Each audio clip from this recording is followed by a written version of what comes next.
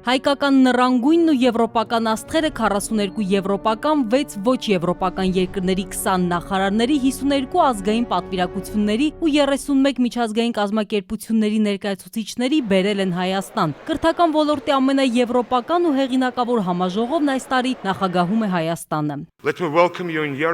Ողջունում եմ ձեզ Երևանում այս նշանակալի առիթով, հայտնում եմ մեր գոհունակությունն ու շնորհակալությունը ձեր ներկայության ու եվրոպական բարձրագույն կրթական տարածքը միասին կերտելու ցանկության համար։ Նախարար Աշոտյանն այսօրվան պատրաստվել է 3 տարի, նույնիսկ փողկապի գույնն է հատուկ ընտրել։ Նախապատրաստումը սկսվել է 2012-ին, երբ Բուխարեստում եվրոպական 47 երկրներ միաձայն որոշեցին, որ հաջորդ Բոլոնյան համաժողովն ու նախարարական գագաթնաժողովն անցկացվելու են հենց Հայաստանում։ Վերջին տարիներին չենք կապկել, օրինակ ձեզ բերեմ, չկար նման պահանջ բակալավր եւ մագիստր համակարգը ներմուծել բժշկագիտական ոլորտ։ Բժշկական կրթությունը շատ սպეციფիկ է եւ շատ քիչ երկիր էր դա արել, 7 երկիր էր արել,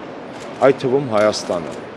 Մենք ընդունեցինք մեր սխալը, դա ճիշտ չէր, Բոլոնիայի համակարգը իդեպ դա արվել 2005 թվականին համապատասխան օրենքով, որտեղ չմատնանշվեց բացառություն։ Եվ բժշկական համալսարանը ստիպված էր նույնպես անցնել այդ բակալավր մագիստր համակարգի, որը բժշկական կրթության պարագայում մեղմասար չաշխատեց։ Մասնագիտությամբ բժիշկի պաշտոնը նախարար Աշոտյանն արտասահմանցի 20 գործընկերներին պետք է ներկայացնի Հայաստանի Բոլոնյան փորձը, բայց համաժողովի գերխնդիրը գլոբալ որոշումներն են։ Հենց այսօր ու վաղն ընդունված որոշումներն էլ կորոշեն եվրոպական երկրներում սովորող միլիոնավոր ուսանողների ապագան։ Հայաստանյան կրթական համակարգի համար կարևոր ձեռքբերումներից է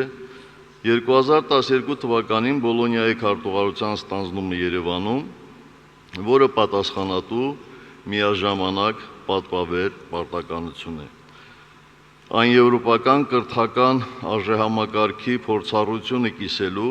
եւ Հայաստանի բարձրագույն կրթական հաստատություններն այս գործընթացին լավագույնս ինտեգրելու հնարավորություն է։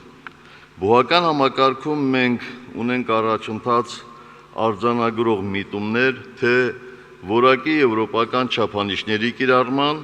թե ուսանողների շարժունության առումով։ Նախագահ Սարգսյանն ընդգծում է, որ հայ ժողովուրդը հատուկ ակնածանք ունի գիտելիքի ու կրթության նկատմամբ, երկրի ղեկավարը հավատում է, որ բարեփոխումները հայ ուսանողներին կօգնեն նաև ավելի մրցունակ լինել համաշխարհային աշխատաշուկայում։ Ընդհանուր նպատակները ենթադրում են համատեղ ջանքերի ներդրում եւ ակտիվ ներգրավվածություն, զարգացող հասարակությունների եւ տեղեկատվական տեխնոլոգիաների զարգացման ներկա շրջանում առավել քան կարևորվում է համադրելի չափորոշիչների կիրառումը, բարելավելու աշխատաշուկայի արդի պահանջները, ինչպես նաեւ կրթական ոլորտի շահառու կողմերի արդյունավետ համագործակցությունը։ Հենց առաջին օրն ու առաջին րոպեներին քննարկվում է Բոլոնյան գործընթացի վերջին մի քանի տարիների օրակարգի գլխավոր հարցերից մեկը։ Բելարուսն արդեն մի քանի տարի ուզում է միանալ եվրոպական բարձրագույն կրթական համակարգին, բայց դեմ ձայները գերակշռում են Բելարուսին շանս տալու կամ էլ անդամակցությունը հետաձգելու առաջարկներով։ Ելույթ են ունենում Նորվեգիայի, Հոլանդիայի ու Շվեդիայի ներկայացուցիչները։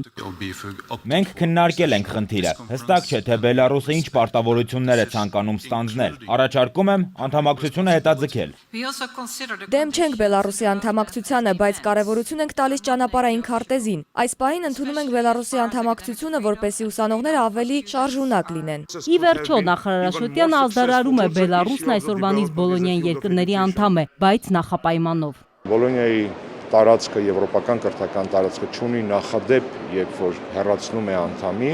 ուզում եմ հույս հայտնել, որ այդ նախադեպը չի լինի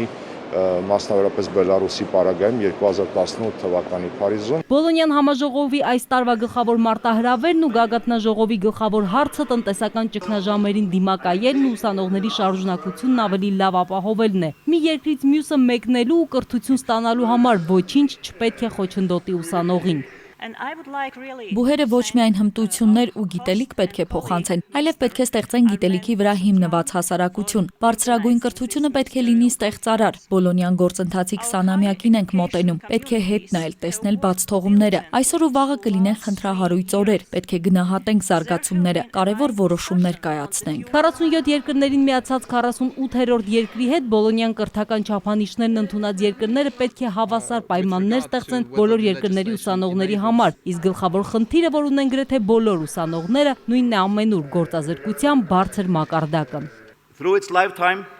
Տնտեսական նոր մարտահրավերներ կան, գործազրկության բարձր մակարդակ է հատկապես երիտասարդների շրջանում, կրթությունը, գիտելիքը լավագույն հնարավորություններն են, որ խթանեն տնտեսական աճն ու հաղթահարեն գործազրկությունը։ Բոլոնյան գործընթացի 500-ից ավելի մասնակիցները 2 օր կլինեն Երևանում, բոլոր քննարկումները, ընդունված որոշումներն ու համաձայնագրերը կամփոփվեն մեկ փաստաթղթում Բոլոնյան գագաթնաժողովի երևանյան կոմունիկեում։ Մանուիրցյան, Ալբերտ Գալստյան, ժամը լրատվական։